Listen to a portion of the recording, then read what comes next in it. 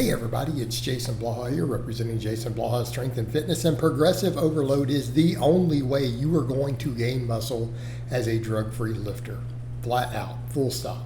All right, a quick reminder though, if you guys will please click like down below, be greatly appreciated. If you're not subscribed or following, please do so.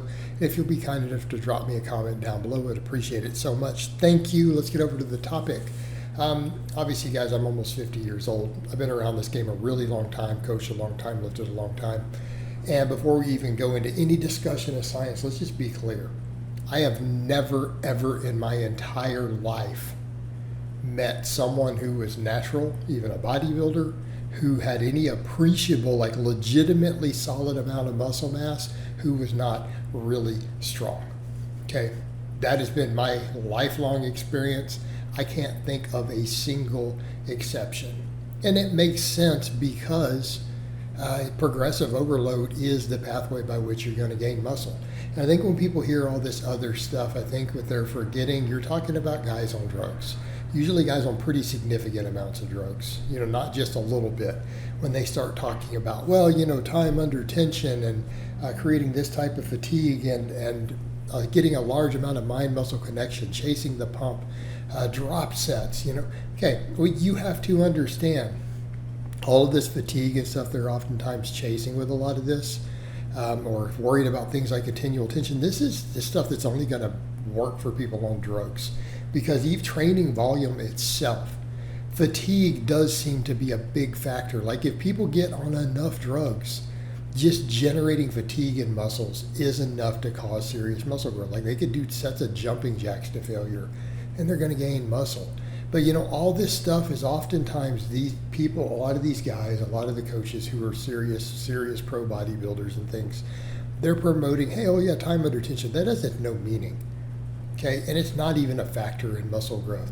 But they swear by it, and it's like, well, this is my secret. And it's like, well, no, you're doing something that's creating a lot of fatigue and volume while using lots of drugs. Of course you're going to get bigger. I mean, you get bigger from the drugs anyways at a certain point. But yeah, but it's not going to work for someone who's natural. It's going to be meaningless. And if they get bigger from it, it's because they progressively overloaded it over time. Okay? They progressively overloaded it. The pump is not a growth stimulus. The pump can be a good sign of some good stuff going on. It's not a growth stimulus. Drop sets, stuff like that, right? All these force reps. For people who are not on drugs, those don't have a growth stimulus either. And again, stuff I've pointed out with a lot of data, with looking at how muscle fiber recruitment and growth works, it makes sense. Someone who's been training a little while, they're not on any anabolic substances. Things like drop sets, and I mean quick drop sets where it's like, oh, we're using whatever, 100 pounds. We go to failure, go to 80 pounds, go to failure, like immediate short breaks. I can tell you right now, it's not going to cause any muscle growth at all for people who have already finished their noob gains and they're not chemically enhanced. Okay?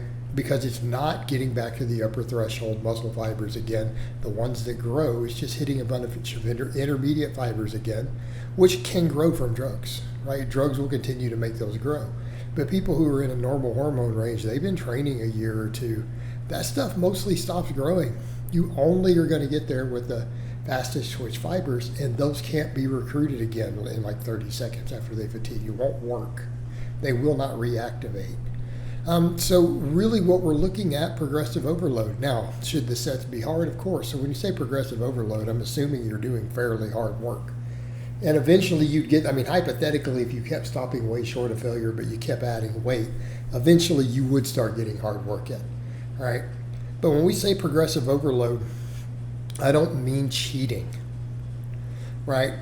When we talk about adding weight or adding reps, we don't mean through any means necessary. It doesn't mean, well, I started bouncing the bar off my chest. I started half repping it. Yeah, none of that's going to do anything. In fact, I'll go so far as to say that if you reach muscle failure, you start doing half reps, just trying to get a deeper burn, it's not going to do anything. Not for the drug-free guy. Those are wasted reps.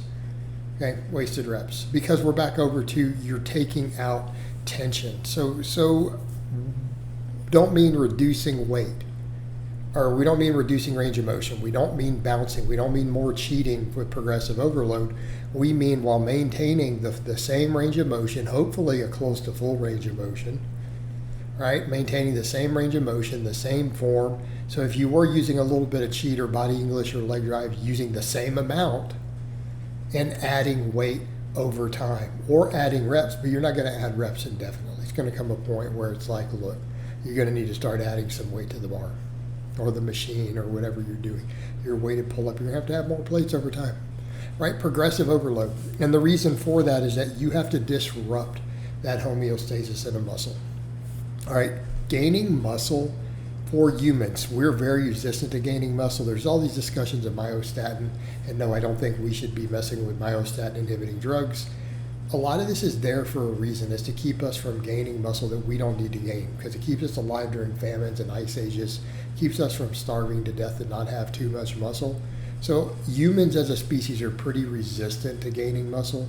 Our body only gains it when it has a physical need to where it sees as a safety concern. Man, that is really subjecting that muscle to some tension repeatedly. Those muscle fibers, I'm going to have to make them thicker to accommodate it if it's chronic over time. But that tension isn't just weight. We do need to be clear. It increases mechanical tension and progressive overload, in muscles if you're able to add reps also.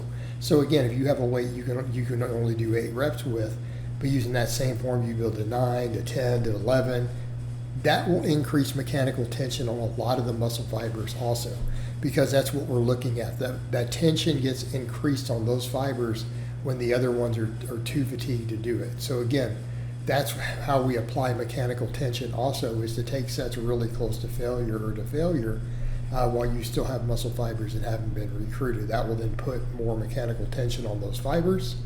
Right, they'll be recruited, they'll have tension placed on them, they'll grow. But again, you have to take it to where your body is doing more work. If it doesn't feel the need to grow the muscles to keep you from tearing it or to keep you from getting hurt, your body is probably going to not gain muscle. And it's just the way humans are built.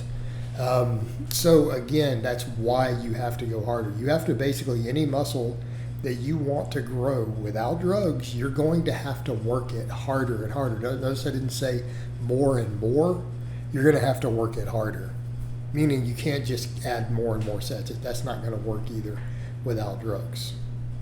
You're going to have to increase the load on a set-to-set basis that it is subjected to, either with more straight tension, weight tension for more weight, or by adding more repetitions with the same amount of weight through the same range of motion, putting more tension on the muscle.